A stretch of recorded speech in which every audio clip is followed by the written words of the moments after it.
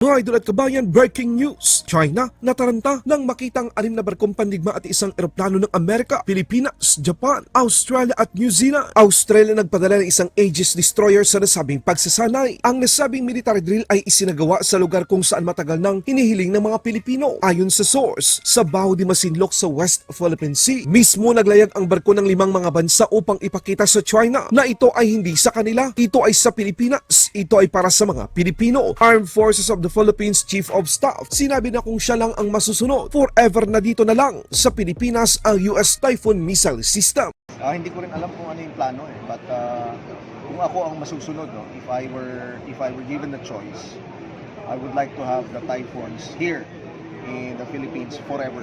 Muling nakiusap sa Japan na huwag tanggapin ang alok ng Amerika na maglagay ng mid-range capability missile system sa kanilang bansa. Halatang takot ang China, mga kabayan, sa kakayahan ng mga gamit pandigma ng Estados Unidos. Sino ba naman ang hindi matatakot maging leader ng Hezbollah at mga kasama nito? Pulbos ng tinamaan ng bunker buster ang kanilang underground bunker sa Lebanon. Ganyan kalakas ang gawa ng mga Amerikano.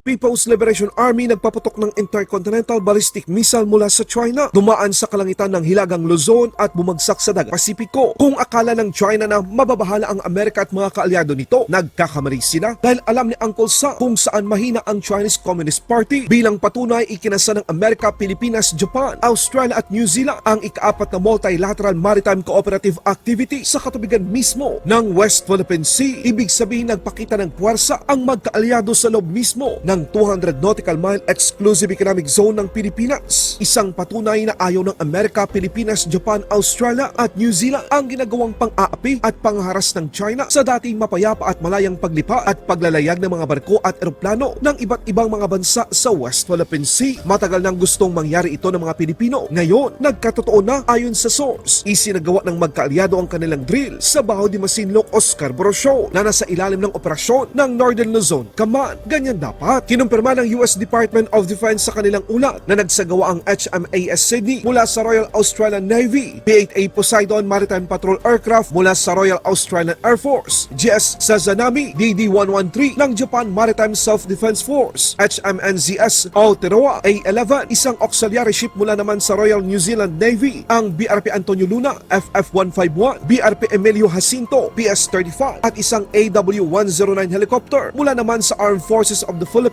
at ang USS Howard DDG-83 ng United States Navy ng isang maritime cooperative activity sa exclusive economic zone ng Pilipinas kahapon, ika-28 ng Setyembre taong kasalukuyan. Para lang sa inyong kaalaman, mga kabayan, ang HMAS Sydney ay isa sa mga Aegis destroyer. Ibig sabihin, meron itong mga advanced na mga kakayahan kung ikukumpara sa iba't ibang mga barkong pandigma ng ibang bansa. Dagdag pa ng Amerika, ang demonstrasyon na ito ay para mapalakas pa ang relasyon, cooperasyon, interoperability, mga kombinasyon sa kakayahan sa maritime domain para sa kapayapaan at katatagan. Kabilang na dito ang kalayaan sa paglalayag at paglipad sa Indo-Pacific region. Kabilang sa mga aktibidad ng ika-4 na Maritime Cooperative Activity ay ang mga sumusunod: pre-sailing briefings, communication exercise, cross-deck exercise, division tactics officer of the watch drills, photographic exercise, replenishment at sea approaches, maritime domain awareness exercise, at contact reporting. Dito na nagpanik ang China. Ang Chinese People's Liberation Army noong Sabado ay nagsagawa daw ng drill malapit sa Baho de Masinloc o Wangyan daw kung tawagin nila, bilang tugon sa ikinasang maritime cooperative activity ng Amerika, Pilipinas, Japan, Australia at New Zealand. Pero walang ipinakitang aktual na video o mga larawan ang China kung totoong naroon nga sila sa lugar. Gusto lang ata ng China na ipaalam sa kanilang mga audience na may ginagawa sila, pero ang totoo wala. Isang patunay na kapag merong bansa na kasama ang Pilipinas, tiklop ang mga Chekwa. Sa ibang balita naman, General Browner bumawi. Sinabi nito na gustong-gusto talaga ng Armed Forces of the Philippines na mabili ang Typhoon missile ng Amerika at kung siya lang ang masusunod, gusto nito na manatili ang sistemang ito ng Amerika magpakailanman dito sa Pilipinas. Yung Typhoon, sir, Okay. kasama na rin yan sa bibili natin. Sana, no? Gusto natin na bumili, but yun nga, nabanggit ko that during the first years, foundational muna tayo, meaning cyber and the other things that we need in order for us to be able to support yung ating mga platforms. Sir, mananatili mo na yung Typhoon dito? Hindi ko rin alam kung ano yung plano but kung ako ang masusunod, no, if I were given the choice, I would like to have the typhoons here in the Philippines forever. Dahil kailangan natin yan para sa depensa natin. Sir, na-interview Kaya- sa General Anyo noong mga karaang linggo. Okay. Sabi niya wala daw plan pa na i-remove or pull out yung typhoon dito sa Pilipinas. Pero depende daw sa MTBSCB. Sabi niyo kanina hindi pa natin sure or hindi pa natin alam. oo. Kasi hindi pa na nakadedesisyonan sa MTBSCB. Hindi pa. Until now. Hindi pa. Oo.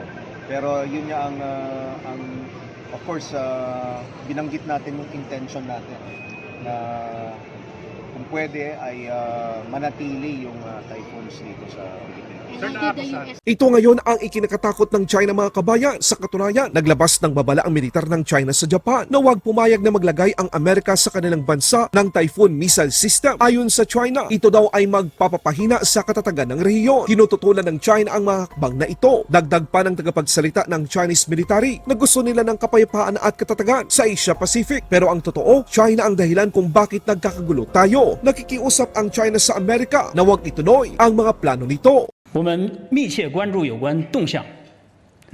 美国在亚太地区部署中导，将加剧军备竞赛势头，严重威胁地区国家安全，严重破坏全球战略平衡与稳定。中方对此坚决反对。亚太需要的是和平与繁荣，不是对抗与冲突。我们敦促美方停止这一危险的举动。 停止制造地区紧张局势，同时正告日方务必谨慎行事，不要引狼入室，迎合美方，否则只会将自身推向险境。中方将根据形势发展和自身需要，予以坚决有力应对。 Pinapakita lang ng China mga kabayan na kahit marami man silang armas, hindi pa rin nila kaya ang lakas ng mga missile na meron ang Amerika. Nakita nyo naman ang ginawa ng Israel sa leader ng Hezbollah kahit na sila ay ilang metrong nakatago sa ilalim ng lupa. Pero sabog pa rin ang kanilang inabot sa bombang tinatawag nilang bunker buster. Tulad ng GBU-28 na gawa ng mga Amerikano. Yan ang ating pag-uusapan sa susunod na vlog. Maraming salamat po.